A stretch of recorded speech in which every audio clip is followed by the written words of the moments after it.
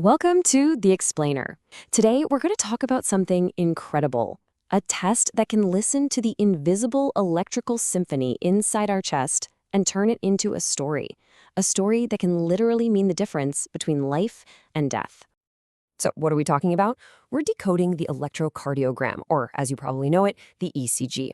It's this amazing test that basically gives us a printout, a graphic story of your heart's electrical activity.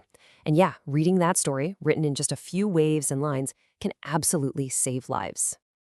All right, so here's how we're going to break it down. We'll start with the heart's electrical spark itself. Then we'll see how the ECG uses what are basically camera angles to capture it. And finally, we'll get into the good stuff, decoding those squiggly lines to read the final story. Okay, let's just dive right in. Section 1, what is an ECG? I mean, what is this test really, and why is it so fundamental in medicine? Well, here's the power of it. It's non-invasive, it's cheap, and you get the results almost instantly. And with it, you can spot arrhythmias, irregular heartbeats. You can identify if blood flow is being reduced. It can even reveal some really life-threatening metabolic problems. And it helps assess the risk for sudden cardiac arrest. So the bottom line is this simple test is a frontline tool for a huge range of heart issues, both urgent and chronic. It's fast, it's inexpensive, and it gives immediate clues about, well, pretty much everything from a weird heartbeat to a full-blown heart attack. So to really get the ECG, we first have to understand the performance it's recording. And that performance is put on by the heart's very own electrical conduction system. Think of it like the biological wiring that keeps your heart beating in that perfect coordinated rhythm. It's kind of like a perfectly timed relay race, right? The whole thing kicks off in the SA node. That's the heart's natural pacemaker. From there, the signal spreads through the atria, the top chambers, telling them to contract. Then, there's this tiny, crucial pause at the AV node. And after that pause, the signal just races down these special pathways, the bundle branches, and into the Purkinje fibers, which tell the big pumping chambers, the ventricles, to contract with a powerful squeeze. Okay, so that's the performance happening inside. But how in the world do we film all that electrical activity from outside the body? Well, that's where the leads come in. This quote just nails it. Each lead is like a different video camera angle, all looking at the same event from different positions. And that is the absolute core concept here. A 12-lead ECG isn't one picture. No way. It's 12 different perspectives of the exact same heartbeat. And when you put all those views together, you start to get this incredible three-dimensional picture of what's going on. So these cameras are basically split into two groups. You've got your limb leads, there are 6 of them, and they give you a frontal or vertical view. It's like you're standing in front of the heart and looking straight at it. Then you have the 6 chest leads. These give you a horizontal view, kind of like you're looking down at a slice of the heart from above. You put them both together and boom, you've got a really comprehensive electrical map. All right, so let's get to the actual footage now, the waveforms themselves. Let's see how each part of this trace tells a very specific part of the story. Okay, first up is this small initial bump. That's the P wave. And what it represents is atrial depolarization. In simple terms, that's the electrical signals spreading across the atria, the 2 top chambers, telling them to squeeze and push blood down into the ventricles. And then you get this, the big, sharp spike that everyone recognizes. That's the QRS complex. This is the main event, ventricular depolarization. It's that super fast electrical signal hitting the ventricles, the main pumping chambers, and triggering that massive, powerful contraction that sends blood out to your whole body. And after all that action, you have the T wave. This wave shows the ventricles resetting themselves. It's called repolarization, and it's the super important recovery phase where all the heart cells recharge, getting ready for the very next beat. But it's not just about the shape of the waves. The timing, the space between them is just as critical. We measure things like the PR interval, the QRS duration, and the QT interval.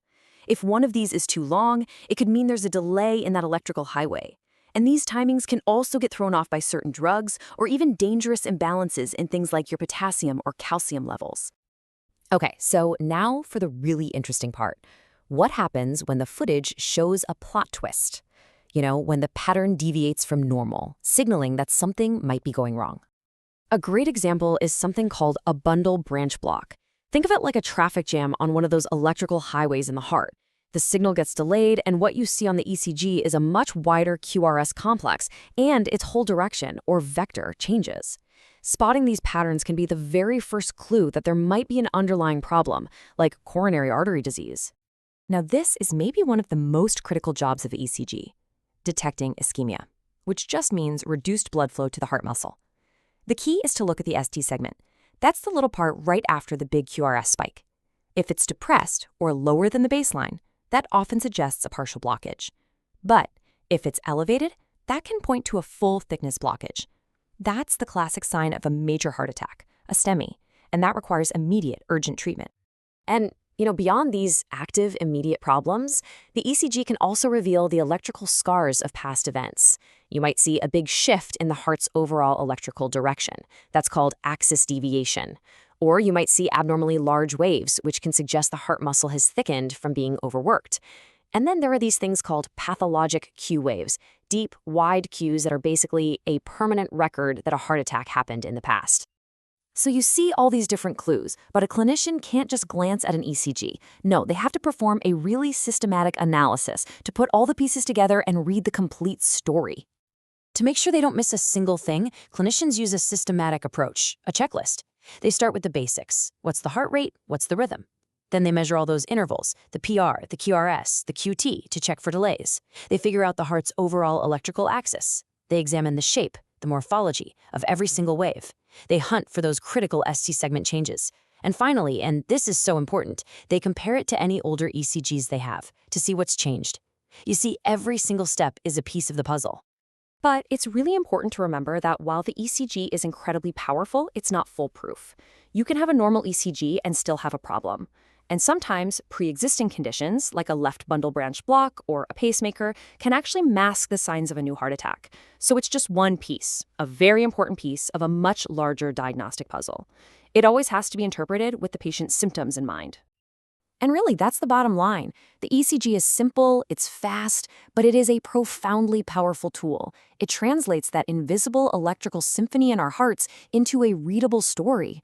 And from the most basic rhythm to the most complex signs of injury, it gives these invaluable life-saving insights that guide doctors every single day.